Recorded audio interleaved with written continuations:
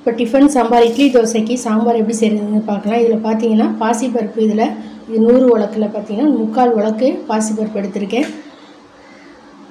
துவரம் பருப்பு பார்த்தீங்கன்னா அதுக்கு மேலே பார்த்தீங்கன்னா எடுத்துக்கோங்க.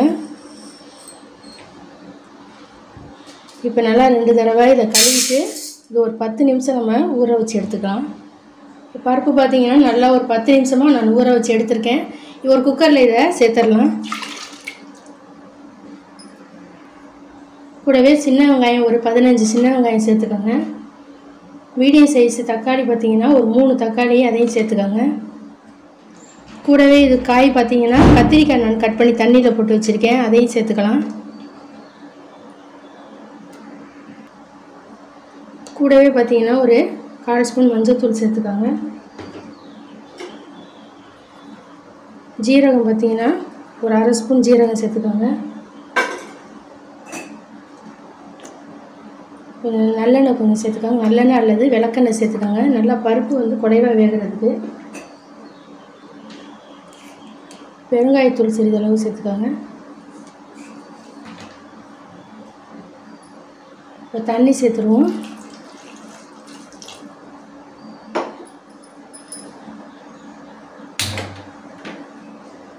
ஒரு 4 விசில் விட்டு வேக வச்சு நம்ம இதை எடுத்துருவோம்.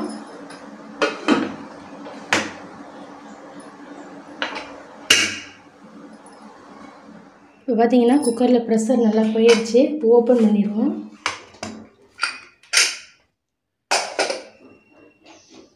இது இப்போ நல்லா மசிச்சு விட்டுருங்க. இது கூட நம்ம சாம்பார் தூள் சேர்த்துக்கலாம். ஒரு 1/2 ஸ்பூன் சாம்பார் தூள் சேர்த்துக்கோங்க. இது உப்பு சேர்த்துக்கோங்க தேவையான அளவு.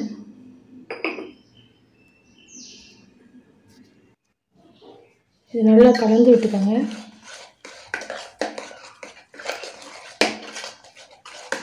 இப்போ நம்ம எவ்வளோ சாம்பார் தேவையோ அந்தளவுக்கு தண்ணி சேர்த்துக்கோங்க.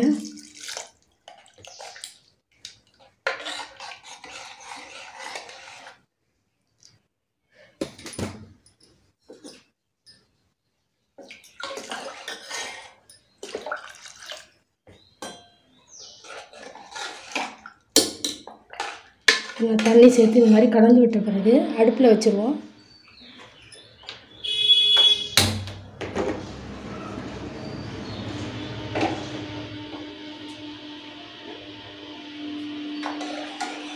பார்த்தீங்கன்னா நல்லா கலந்து விட்டு அடுப்பை மீடியம் ஃப்ளேமில் வச்சு இது ஒரு 6 to 7 நிமிஷம் நல்லா இதை கொதிக்க வச்சுருங்க.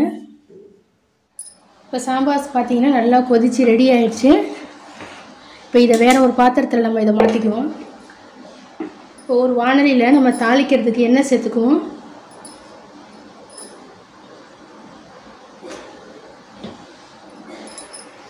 இப்போ எண்ணெய் நல்லா காஞ்சிருச்சு. கடுகு உளுந்தம் பருப்பு சேர்த்துக்காங்க.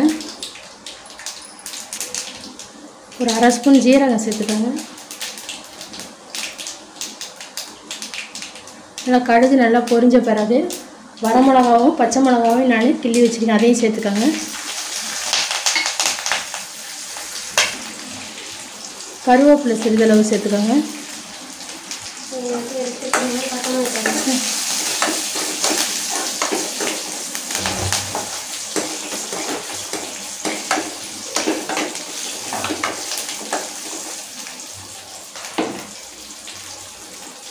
சிறிதளவு பெருங்காயத்தூள் சேர்த்துக்கோங்க.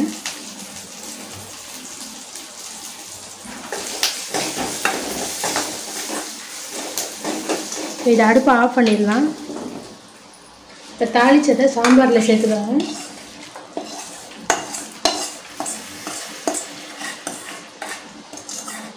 கடைசியாக கொஞ்சம் கொத்தமல்லி தழை நறுக்குனதை அதோடு சேர்த்துக்கோங்க.